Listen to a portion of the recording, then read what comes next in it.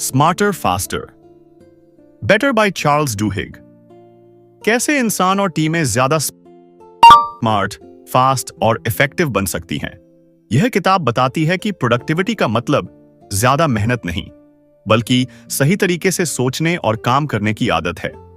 जो लोग और संगठन ज्यादा सफल होते हैं, वे अलग तरह से सोचते, निर्णय लेते और खुद को मोटिवेट करते हैं। मोटिवेशन, प्रेरणा। सफल लोग काम को अपनी पसंद और कंट्रोल से जोड़ते हैं। जब हमें लगता है कि हम खुद डिसीजन ले रहे हैं, काम का कोई मतलब है, तो हमारा दिमाग ज्यादा तेज काम करता है। सीख। काम को मजबूरी नहीं, चॉइस समझो। दो टीम्स, टीम वर्क। अच्छी टीम वही होती है जहां हर कोई खुलकर बोल सके, गलती करने का डर न हो। इसे कहते हैं साइकोलॉजिकल सेफ्टी। सीख। सुरक्षित माहौल, बेहतर प्रदर्शन। 3 फोकस, ध्यान, मल्टीटास्किंग। एक भ्रम है, असल में हमारा दिमाग एक समय में एक ही काम ठीक से कर सकता है। सीख। एक समय में एक काम, ज्यादा क्वालिटी। 4 गोल सेटिंग, लक्ष्य निर्धारण। सिर्फ बड़ा गोल रखने से कुछ नहीं होता, जरूरी है स्मार्ट गोल्स, छोटे स्टेप्स में प्लान। सीख। बड़ा लक्ष्य, छोटे एक्शन स्टेप्स। 5 डिसीजन मेकिंग, निर्णय लेना। अच्छे डिसीजन लेने वाले लोग अलग अलग सिनेरियो सोचते हैं। अगर ऐसा हुआ तो का जवाब पहले ढूंढते हैं। इसे कहते हैं मेंटल मॉडल्स। सीख। सोचकर फैसला, कम गलती। 6 इनोवेशन, नवाचार। नई सोच अचानक नहीं आती, वो तब आती है जब हम पुराने आइडियाज को नए तरीके से जोड़ते हैं। असफलता से डरते नहीं। सीख। फेलियर सीखने का मौका। 7 अब्सॉर्बिंग डेटा, जानकारी समझना। सिर्फ डेटा देखना काफी नहीं, सफल लोग डेटा को स्टोरी की तरह समझते हैं। सीख। नंबर्स नहीं, उनका मतलब समझो। 8 प्रोडक्टिविटी का असली अर्थ। प्रोडक्टिविटी कोई टूल नहीं, बल्कि एक माइंडसेट है। सीख। सही सोच, सही आदत। सफलता। किताब से मिलने वाली 5 बड़ी सीखें। ज्यादा काम नहीं, स्मार्ट वर्क करो। मोटिवेशन अंदर से आती है। फोकस सबसे बड़ी ताकत है। टीम कल्चर सफलता तय करता है। फेलियर से सीखो, उससे भागो मत। अंतिम संदेश, स्मार्टर फास्टर बेटर, हमें सिखाती है कि सफलता मेहनत से नहीं भी, बल्कि समझदारी से आती है। मोटिवेशन, प्रेरणा, smarter faster better, Charles Duhigg. कुछ लोग मुश्किल काम में भी लगातार मोटिवेटेड कैसे रहते हैं, जबकि बाकी लोग जल्दी हार मान लेते हैं? इसका जवाब है कंट्रोल और चॉइस। मोटिवेशन क्या है? लेखक की परिभाषा, मोटिवेशन सिर्फ मन होना नहीं है। मोटिवेशन तब पैदा होती है जब हमें लगता है कि यह काम हमने खुद चुना है, इस काम 3 से हमारी जिंदगी में कोई मतलब जुड़ा है। वैज्ञानिक प्रयोग, science behind motivation, experiment, NASA और स्कूल स्टडी से उदाहरण। जिन लोगों को छोटे छोटे चॉइसेस दिए गए, जैसे किस तरह से काम करना है, वे लोग ज्यादा फोकस्ड, कम थके हुए, बेहतर परफॉर्मेंस देने वाले थे। भले ही चॉइस छोटी क्यों ना हो, असर बड़ा होता है। कंट्रोल का पावर, जब हमें लगता है कि मेरे काम पर मेरा कंट्रोल है, तो हमारा दिमाग स्ट्रेस कम करता है, क्रिएटिविटी बढ़ाता है, एनर्जी ज्यादा देता है। जब काम मजबूरी लगता है, तब मोटिवेशन मरने लगती है। चॉइस को कैसे बनाया जाए? प्रैक्टिकल तरीका, अगर काम पसंद नहीं है, तब भी आप खुद से पूछें, मैं इसे क्यों कर रहा हूं? इससे मुझे क्या फायदा होगा? यह मेरे लॉन्ग टर्म गोल से कैसे जुड़ा है? जैसे ही दिमाग को पर्पस मिलता है, मोटिवेशन खुद बन जाती है। Internal versus external motivation. External, internal, पैसा, सैटिस्फैक्शन, डांट, ग्रोथ, मजबूरी, चॉइस सबसे स्ट्रॉन्ग मोटिवेशन होती है। Internal, decision making mindset. इस अध्याय में लेखक एक खास तरीका बताते हैं। खुद को पीड़ित नहीं, डिसीजन मेकर समझो। मुझे करना पड़ रहा है, मैं चुन रहा हूं, बस भाषा बदलो, दिमाग बदल जाता है। कहानी से सीख, स्टोरी इनसाइट। लेखक बताते हैं कि जो लोग प्रेशर में भी अच्छा परफॉर्म करते हैं, वे हालात को खतरा नहीं, चुनौती समझते हैं।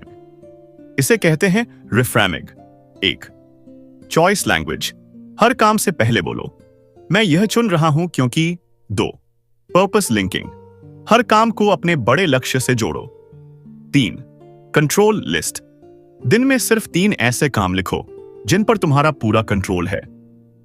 मोटिवेशन बाहर से नहीं आती, वो तब पैदा होती है जब हम अपने काम को कंट्रोल और मीनिंग देते हैं। 1 लाइन टेक अवे। जब काम चॉइस बन जाता है तो मेहनत भी आसान लगने लगती है।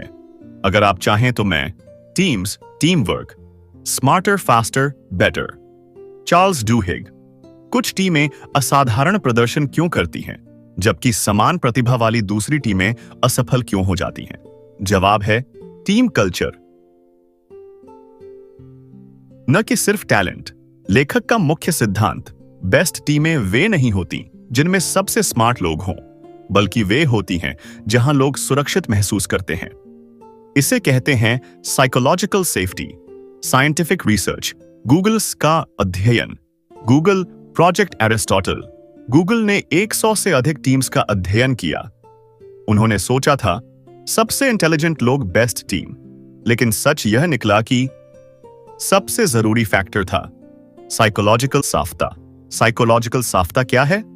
साइकोलॉजिकल साफ्ता का मतलब बिना डर के बोल पाना, गलती करने पर मजाक या सजा का डर न होना, सवाल पूछने की आजादी। जब दिमाग सुरक्षित महसूस करता है वह ज्यादा अच्छा सोचता है। Brain science behind teams. डर की स्थिति में दिमाग सर्वाइवल मोड में चला जाता है, क्रिएटिविटी बंद हो जाती है। सुरक्षित माहौल में दिमाग लर्निंग मोड में रहता है, आइडियाज खुलकर आते हैं। कम्युनिकेशन का सही तरीका। अच्छी टीम में सभी बराबर बोलते हैं, कोई डोमिनेट नहीं करता। सुनना भी उतना ही जरूरी है जितना बोलना। इसे कहते हैं इक्वल टर्न टेकिंग। एम्पैथी, सहानुभूति की भूमिका। स्ट्रॉन्ग टीम्स में लोग एक दूसरे की फीलिंग्स समझते हैं, नॉन वर्बल क्यूज पहचानते हैं। सिर्फ काम नहीं, इंसान भी दिखते हैं। बैड टीम की पहचान, गलती छुपाई जाती है, लोग चुप रहते हैं, सिर्फ लीडर बोलता है, डर का माहौल होता है। रिजल्ट, लो परफॉर्मेंस। स्ट्रॉन्ग टीम बनाने के practical tools. 1. Safe language. Leader बोले गलती ठीक है, सीख जरूरी है। 2. Everyone speaks rule. मीटिंग्स में सबको बोलने का मौका। 3. Acknowledge vulnerability. लीडर खुद बोले मुझसे गलती हुई। असली कहानी, हॉस्पिटल टीम एग्जाम्पल। लेखक बताते हैं कि जहां नर्सें डॉक्टरों से सवाल पूछ पाती थीं, वहां पेशेंट्स की जान ज्यादा बचती थी। Silence danger, communication safety. Great teams fear से नहीं, ट्रस्ट से बनती हैं। जहां बोलने की आजादी होती है वहीं जीतने की संभावना होती है। फोकस, ध्यान। Smarter, faster, better. Charles Duhigg. कुछ लोग डिस्ट्रैक्शन के बावजूद पूरी कंसंट्रेशन से काम कैसे कर लेते हैं जबकि ज्यादातर लोग बार बार भटक जाते हैं? जवाब है हमारा दिमाग कैसे ध्यान चुनता है। फोकस क्या है? ऑथर का नजरिया। फोकस का मतलब सिर्फ ध्यान लगाना नहीं है, बल्कि जरूरी चीज को चुनना और बाकी सबको नजरअंदाज करना। Scientific insight. मल्टीटास्किंग एक भ्रम। दिमाग एक साथ कई काम नहीं कर सकता, बस बहुत तेजी से स्विच करता है। इस स्विचिंग में एनर्जी वेस्ट होती है, मिस्टेक्स बढ़ती हैं, टाइम ज्यादा लगता है। Multitasking, slow weak thinking, single tasking. Fast deep thinking, brain का फिल्टर सिस्टम। हमारा दिमाग हर सेकंड लाखों सिग्नल्स रिसीव करता है पर प्रोसेस कुछ ही करता है, इसे कंट्रोल करता है। मेंटल फिल्टर्स, जो चीज इंपॉर्टेंट लगती है, इमोशन से जुड़ी होती है, गोल से जुड़ी होती है, वही फोकस में आती है। इनअटेंशनल ब्लाइंडनेस, जब हम किसी एक चीज पर ज्यादा ध्यान देते हैं तो सामने की साफ चीज भी नहीं दिखती। उदाहरण, फोन पर मैसेज पढ़ते हुए सामने खड़ा इंसान दिखना बंद हो जाता है। फोकस पावर भी है और रिस्क भी। गोल ड्रिवन फोकस, जिसके पास क्लियर गोल होता है, उसका दिमाग डिस्ट्रैक्शन को खुद फिल्टर कर देता है। बिना लक्ष्य भटका हुआ ध्यान, लक्ष्य के साथ तेज फोकस। कॉग्निटिव टनलिंग, खतरा। कभी कभी ज्यादा फोकस भी खतरनाक हो जाता है। सिर्फ एक ही सॉल्यूशन दिखता है, बाकी पॉसिबिलिटीज गायब हो जाती हैं। इसलिए लेखक कहते हैं focus awareness best performance. Focus बढ़ाने के practical tools. 1. Define what matters. काम शुरू करने से पहले खुद से पूछो, अभी सबसे जरूरी क्या है? 2. क्रिएट डिस्ट्रैक्शन बैरियर्स, फोन दूर, notifications of, fixed work time. 3. Mental rehearsal, काम से पहले दिमाग में इमेजिन करो, क्या प्रॉब्लम आ सकती है, कैसे हैंडल करोगे. 4. अटेंशन ब्रेक्स, हर 60 से 90 मिनट में छोटा ब्रेक, दिमाग reset. Real story oasis. Author का एग्जाम्पल, लेखक बताते हैं कि जो लोग क्राइसिस में काम रहते हैं वे पहले से मेंटली तैयार रहते हैं. तैयारी बेहतर फोकस. फोकस का मतलब दुनिया बंद करना नहीं बल्कि सही चीज चुनना है. 1 लाइन टेक अवे, जो जरूरी है उस पर ध्यान दो, बाकी सब अपने आप शोर बन जाएगा. अगर आप चाहें तो मैं गोल सेटिंग, लक्ष्य निर्धारण. कुछ लोग बड़े लक्ष्य बनाकर भी असफल क्यों हो जाते हैं और कुछ लोग छोटे कदमों से बड़ी सफलता कैसे पा लेते हैं? जवाब है, हम लक्ष्य कैसे बनाते और निभाते हैं. लेखक का मुख्य सिद्धांत, सिर्फ लक्ष्य होना काफी नहीं, उसे पूरा करने का सिस्टम होना जरूरी है. सिर्फ बिग गोल्स की समस्या, बड़ा लक्ष्य दिमाग को डराता है, कंफ्यूजन पैदा करता है, टालने की आदत, प्रोक्रेस्टिनेशन बढ़ाता है. उदाहरण, मुझे टॉपर बनना है, आज 2 घंटे बायोलॉजी रिवाइज करनी है. स्मार्ट गोल्स की ताकत. लेखक बताते हैं कि अच्छे लक्ष्य होते हैं. S स्पेसिफिक, स्पष्ट. M मेजरेबल, मापा जा सके. A अचीवेबल, संभव. R रेलेवेंट, काम का. T टाइम बाउंड, समय सीमा वाला. स्मार्ट गोल्स दिमाग को साफ डायरेक्शन देते हैं. स्ट्रेच गोल्स, एक्शन गोल. यह अध्याय एक बहुत जरूरी कॉन्सेप्ट बताता है. स्ट्रेच गोल्स, बड़ा सपना, long term vision. Action goals, रोज के छोटे स्टेप्स, पूरी तरह कंट्रोल में, सफलता. Stretch goal. Action goals, implementation intentions. सिर्फ यह मत सोचो मैं पढ़ाई करूंगा, बल्कि सोचो अगर शाम 7 बजे मोबाइल उठाने का मन हुआ तो मैं 10 MCQ सॉल्व करूंगा. इसे कहते हैं इफ थेन प्लानिंग, फेलियर का सही उपयोग. जो लोग सफल होते हैं असफलता से भागते नहीं, उससे सीखते हैं. मैं फेल हो गया, मैंने तरीका गलत अपनाया.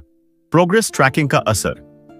जब हम अपनी प्रोग्रेस लिखते हैं, छोटे विंस देखते हैं तो दिमाग डोपामाइन रिलीज करता है, मोटिवेशन बढ़ाता है. Trekking consistency. चैप्टर 4 के practical tools. 1. Daily action list, हर दिन सिर्फ 3 clear task. 2. If then plan, distraction के लिए पहले से प्लान. 3. वीकली रिव्यू, हफ्ते में एक बार, क्या काम किया क्या नहीं. लक्ष्य सपना है और सिस्टम उसे सच करने का रास्ता. 1 लाइन टेक अवे, बड़ा सोचो लेकिन रोज छोटे कदम चलो. डिसीजन मेकिंग, निर्णय लेना. Smarter faster better, Charles Duhigg. कुछ लोग दबाव, डर और कंफ्यूजन में भी सही फैसले कैसे ले लेते हैं, जबकि बाकी लोग जल्दबाजी में गलत निर्णय क्यों कर बैठते हैं? जवाब है, वे लोग सोचने का तरीका बदलते हैं, हालात नहीं. लेखक का मुख्य सिद्धांत, अच्छे फैसले इंट्यूशन से नहीं, तैयारी और स्पष्ट सोच से लिए जाते हैं. गलत फैसलों की जड़. हम ज्यादातर गलत निर्णय लेते हैं क्योंकि हम अधूरी जानकारी पर भरोसा करते हैं, इमोशन को लॉजिक पर हावी होने देते हैं, सिर्फ एक ही ऑप्शन देखते हैं. मेंटल मॉडल्स क्या होते हैं? मेंटल मॉडल्स मतलब दिमाग में बनी हुई सोचने की रूपरेखा. सफल लोग पहले से संभावनाएं सोचते हैं, अलग अलग सिनेरियोस तैयार रखते हैं, इसलिए प्रेशर में भी घबराते नहीं. व्हाट इफ थिंकिंग की ताकत. लेखक बताते हैं कि डिसीजन से पहले यह सोचो, अगर यह हुआ तो, अगर वो नहीं हुआ तो, सबसे बुरा क्या हो सकता है. इससे दिमाग पैनिक मोड में नहीं जाता. Real example, fire fighter study. Fire fighters अक्सर सेकंड्स में सही फैसला लेते हैं. क्यों? क्योंकि उनके पास पहले से बने मेंटल सिमुलेशंस होते हैं. वे सिचुएशन को पहचानते हैं, गेस नहीं करते. Emotion versus logic. इमोशन फैसले बिगाड़ सकता है लेकिन पूरी तरह हटाया नहीं जा सकता. सही तरीका, इमोशन को पहचानो लेकिन फैसला लॉजिक से लो. कंट्रोल इल्यूजन से बचाव. कई बार हमें लगता है सब मेरे कंट्रोल में है, जबकि ऐसा नहीं होता। अच्छे डिसीजन मेकर्स क्या कंट्रोल में है पहचानते हैं, उसी पर ध्यान देते हैं। 1. 2 ऑप्शन रूल, हमेशा कम से कम 2 ऑप्शंस बनाओ। 2. प्री मॉर्टम टेक्निक, फैसले से पहले सोचो, अगर यह फेल हुआ तो क्यों हुआ। 3. इमोशन पॉज, स्ट्रॉन्ग इमोशन आए तो 10 सेकंड रुक जाओ, फिर फैसला लो। सही फैसला वही नहीं जो जल्दी लिया जाए, बल्कि जो सोच समझ कर लिया जाए। 1 लाइन टेक अवे, फैसले हालात नहीं, तैयारी तय करती है। अगर आप चाहें तो मैं इनोवेशन, नवाचार, smarter, faster, better. Charles Duhigg. कुछ लोग और कंपनियां लगातार नए नए आइडियाज कैसे पैदा कर लेती हैं, जबकि बाकी लोग एक ही सोच में फंसे क्यों रह जाते हैं? जवाब है, इनोवेशन कोई जादू नहीं, एक प्रोसेस है। लेखक का मुख्य सिद्धांत, नए विचार शून्य से नहीं आते, वे पुराने आइडियाज के नए कॉम्बिनेशंस होते हैं। इनोवेशन को लेकर सबसे बड़ा भ्रम, लोग सोचते हैं क्रिएटिव लोग अलग पैदा होते हैं, इनोवेशन अचानक होती है। यह गलत है। क्रिएटिविटी सीखी जा सकती है। गुड फेल्योर का कॉन्सेप्ट, इनोवेशन के लिए फेलियर जरूरी है, लेकिन बिना सीख के फेलियर बेकार है। सीख देने वाला फेलियर। गुड फेलियर, सफल इनोवेटर्स एक्सपेरिमेंट करते हैं, रिजल्ट एनालाइज करते हैं, तरीका सुधारते हैं। Real example, business science stories. लेखक बताते हैं कि जो ऑर्गेनाइजेशंस एम्प्लॉयज को एक्सपेरिमेंट की आजादी देती हैं, गलती पर सजा नहीं देती, वहीं से बेस्ट इनोवेशंस निकलते हैं। थिंकिंग इन ऑपोजिट्स, इनोवेशन तब पैदा होती है जब हम पूछते हैं, अगर हम उल्टा करें तो? जो रूल सब मानते हैं उसे तोड़ें तो? यह सोच नए रास्ते खोलती है। Cognitive flexibility. कॉग्निटिव फ्लेक्सिबिलिटी मतलब एक ही समस्या को कई नजरियों से देख पाना। रिजिड सोच, जीरो इनोवेशन। फ्लेक्सिबल सोच, न्यू आइडियाज। क्यूरियोसिटी की भूमिका, इनोवेटिव। लोग ज्यादा सवाल पूछते हैं, क्यों उससे संतुष्ट नहीं होते? क्यूरियोसिटी दिमाग को एक्सपैंड करती है। 1. आइडिया मिक्सिंग, 2 अलग आइडियाज को जोड़कर सोचो। 2. स्मॉल एक्सपेरिमेंट्स, बड़े रिस्क के बजाय। छोटे tests, quick feedback. 3. Failure journal, गलती लिखो, क्या हुआ, क्यों हुआ, अगली बार क्या बदलोगे। चैप्टर 6 की सबसे बड़ी सीख, इनोवेशन डर से नहीं है, हिम्मत और क्यूरियोसिटी से पैदा होती है। 1 लाइन टेक अवे, नया सोचने के लिए पुरानी सोच छोड़नी पड़ती है। अब्सॉर्बिंग डेटा, जानकारी को समझना और इस्तेमाल करना। Smarter, faster, better. चार्ल्स डुहिग। आज के टाइम में डेटा हर जगह है, लेकिन कुछ लोग सही फैसला कैसे ले लेते हैं, और ज्यादातर लोग डेटा के बावजूद कंफ्यूज्ड क्यों रहते हैं? जवाब है, डेटा को देखने का तरीका। लेखक का मुख्य सिद्धांत, डेटा अपने आप कुछ नहीं बताता, उसे समझाने के लिए कहानी चाहिए। डेटा से जुड़ी सबसे बड़ी गलती, लोग सोचते हैं ज्यादा नंबर्स ज्यादा क्लैरिटी, लेकिन सच यह है, ज्यादा डेटा ज्यादा कंफ्यूजन। अगर समझ न हो, data versus insight. Data, insight. कच्चे नंबर्स मतलब निकला हुआ, ग्राफ्स, पैटर्न्स, फैक्ट्स, डिसीजंस। सफल लोग डेटा को इनसाइट में बदलते हैं। Data as a story. लेखक कहते हैं, नंबर्स तब समझ आते हैं जब उन्हें कहानी की तरह देखा जाए। हर डेटा स्टोरी में होता है कॉन्टेक्स्ट, ये डेटा क्यों है, कॉन्फ्लिक्ट, इसमें प्रॉब्लम क्या है, रेजोल्यूशन, इससे क्या फैसला लें। कॉग्निटिव बायसेस, सोच की गलती। डेटा देखते समय दिमाग धोखा देता है। कॉन्फर्मेशन बायस, हम वही डेटा देखते हैं जो हमारी सोच को सपोर्ट करे। ओवर कॉन्फिडेंस, मुझे सब समझ आ गया वाली सोच। सक्सेसफुल लोग इन बायसेस को पहचानते हैं। Real example, business war data stories. लेखक बताते हैं कि जो लीडर्स डेटा को सवाल की तरह देखते हैं, सच जानने के लिए एनालाइज करते हैं, वे ज्यादा एक्यूरेट डिसीजंस लेते हैं। राइट क्वेश्चंस पूछना। डेटा तभी यूजफुल है जब आप पूछते हो, ये डेटा किस बारे में है, इसमें क्या मिसिंग है, दूसरा इंटरप्रिटेशन क्या हो सकता है। 1. डेटा नैरेटिव, हर चार्ट के साथ खुद से पूछो, यह मुझे क्या कहानी बता रहा है। 2. विपरीत व्याख्या, सोचो, अगर इसका उल्टा सच हो तो। 3. डिसीजन लिंक, हर डेटा के बाद लिखो, इससे मैं क्या एक्शन लूंगा। चैप्टर 7 की सबसे बड़ी सीख, डेटा तभी ताकत बनता है जब हम उसे समझकर फैसला लें। One line takeaway, numbers नहीं, उनके पीछे की कहानी समझो। प्रोडक्टिविटी एक माइंडसेट है, टूल नहीं। Smarter, faster, better. Charles Duhigg. कुछ लोग कम समय में ज्यादा और बेहतर काम कैसे कर लेते हैं, जबकि कुछ लोग पूरे दिन बिजी रहकर भी आगे क्यों नहीं बढ़ पाते? जवाब है, प्रोडक्टिविटी आपकी सोच से शुरू होती है, न कि एप्स, प्लानर्स या टेक्निक्स से। लेखक का मुख्य सिद्धांत, प्रोडक्टिविटी कोई हैक नहीं बल्कि एक माइंडसेट है। जो लोग प्रोडक्टिव होते हैं वे खुद को ऐसे देखते हैं, मैं सीख सकता हूं, मैं बेहतर बन सकता हूं, मैं हालात को शेप कर सकता हूं। प्रोडक्टिविटी को लेकर सबसे बड़ी गलतफहमी, लोग सोचते हैं ज्यादा काम ज्यादा प्रोडक्टिविटी, बिजी दिखना प्रोडक्टिव होना, लेकिन सच यह है बिजी होना इफेक्टिव होना। प्रोडक्टिव लोग कम काम करते हैं लेकिन सही काम करते हैं। कंट्रोल कॉन्फिडेंस लूप, लेखक बताते हैं कि प्रोडक्टिविटी बढ़ती है जब आप कंट्रोल महसूस करते हो। कंट्रोल से कॉन्फिडेंस आता है, कॉन्फिडेंस से बेहतर परफॉर्मेंस, परफॉर्मेंस से और कंट्रोल। इसे कहते हैं positive productivity loop. Identity based productivity, सफल लोग खुद से कहते हैं मैं कोशिश कर रहा हूं, मैं ऐसा इंसान हूं जो काम पूरा करता है। जब प्रोडक्टिविटी आपकी आइडेंटिटी बन जाती है तो डिसिप्लिन आसान हो जाता है। ग्रोथ माइंडसेट की भूमिका, प्रोडक्टिव लोग गलती को फेल्योर नहीं मानते, उसे फीडबैक समझते हैं, मुझसे नहीं होगा, अभी नहीं हुआ, सीख रहा हूं।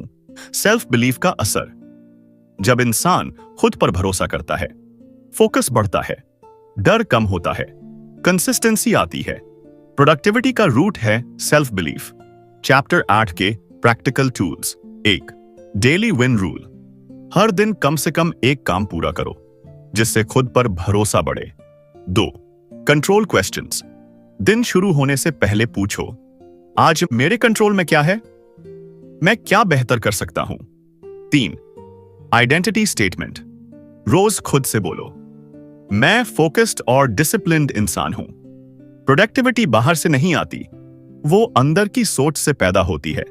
वन लाइन टेक वे, जब सोच बदलती है तो काम करने का तरीका खुद बदल जाता है। लर्निंग, स्मार्ट तरीके से सीखना। कुछ लोग कम समय में तेजी से सीख कैसे जाते हैं, जबकि कुछ लोग ज्यादा मेहनत के बाद भी भूल क्यों जाते हैं? जवाब है, वे लोग रटते नहीं बल्कि सही तरीके से सोचकर सीखते हैं। लेखक का मुख्य सिद्धांत, लर्निंग का मतलब जानकारी जमा करना नहीं बल्कि दिमाग में सही मेंटल मॉडल्स बनाना है। मेंटल मॉडल्स क्या होते हैं? मेंटल मॉडल मतलब दिमाग में बनी हुई समझने की संरचना, फ्रेमवर्क। उदाहरण, फॉर्मूला याद करना, फॉर्मूला कब, क्यों और कैसे काम करता है समझना। मेंटल मॉडल बन गया तो नॉलेज टिकाऊ हो जाती है। ट्रेडिशनल लर्निंग की गलती, ज्यादातर लोग बार बार पढ़ते हैं, हाईलाइट करते हैं, नोट्स दोहराते हैं, इससे इल्यूजन ऑफ लर्निंग बनती है, असली सीख नहीं होती। एक्टिव लर्निंग क्या है? एक्टिव लर्निंग मतलब सवाल पूछना, खुद समझाकर बोलना, प्रैक्टिस करना। अगर आप किसी कॉन्सेप्ट को किसी और को समझा सकते हो तो आपने सच में सीख लिया। स्ट्रगल ग्रोथ, लेखक बताते हैं सीखने में थोड़ी डिफिकल्टी जरूरी है। जब दिमाग थोड़ा स्ट्रगल करता है, गलती करता है, तभी न्यूरल कनेक्शन स्ट्रॉन्ग बनते हैं। Real example, pilots surgeons training. जो लोग सिर्फ इंस्ट्रक्शंस पढ़ते थे, भूल जाते थे, सिनेरियो सॉल्व करते थे, बेहतर सीखते थे। प्रैक्टिस थिंकिंग मास्टरी, रिफ्लेक्शन की ताकत। हर सीख के बाद खुद से पूछो मैंने क्या सीखा, कहां गलती हुई, अगली बार क्या बदलूंगा। रिफ्लेक्शन लर्निंग को परमानेंट बनाता है। फीडबैक लूप, सीख तभी तेज होती है जब तुरंत फीडबैक मिले, गलती तुरंत सुधारी जाए। बिना फीडबैक स्लो लर्निंग, फीडबैक के साथ fast learning. 1. Explain it to yourself, हर टॉपिक खुद को बोलकर समझाओ। 2. प्रैक्टिस बिफोर परफेक्शन, पहले अप्लाई करो फिर परफेक्ट बनाओ। 3. एरर लॉग, गलतियां लिखो और सुधार नोट करो। जो लोग सीखने की प्रक्रिया को कंट्रोल करते हैं वे दूसरों से तेज आगे बढ़ते हैं। वन लाइन टेक अवे, सीखना याद करने से नहीं समझने से होता है। कल्चर, संस्कृति काम करने का अदृश्य नियम। Smarter, faster, better.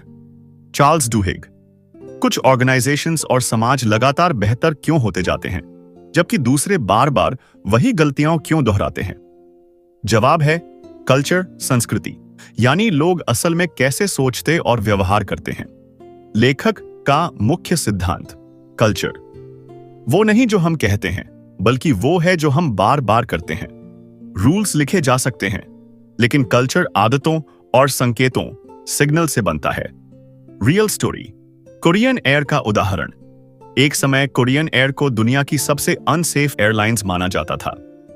कारण, जूनियर स्टाफ सीनियर्स को टोक नहीं सकते थे। हायरार्की इतनी स्ट्रांग थी कि गलतियां छुपा ली जाती थीं।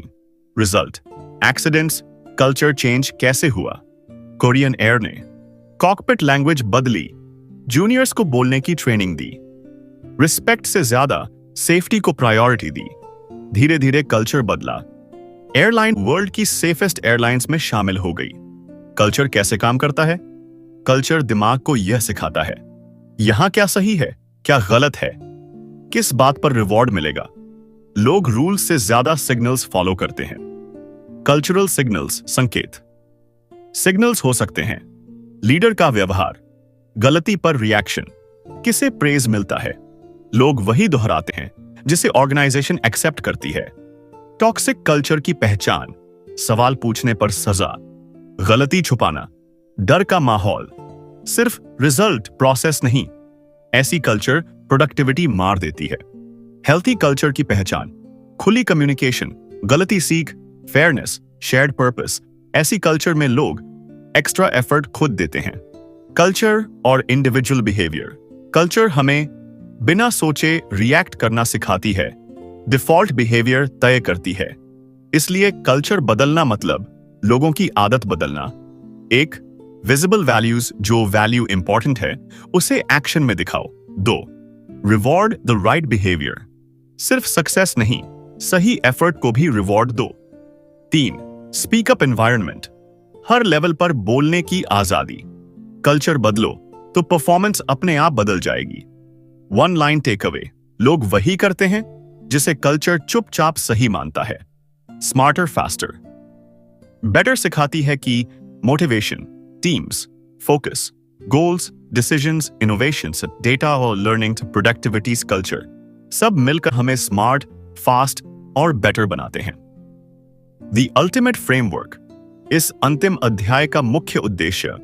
यह अध्याय बताता है कि motivation, focus, goals, teams, decisions, learning, culture सब अलग अलग नहीं हैं, बल्कि एक ही सिस्टम के हिस्से हैं। जब ये सब जुड़ते हैं तब इंसान सच में स्मार्टर, फास्टर और बेटर बनता है।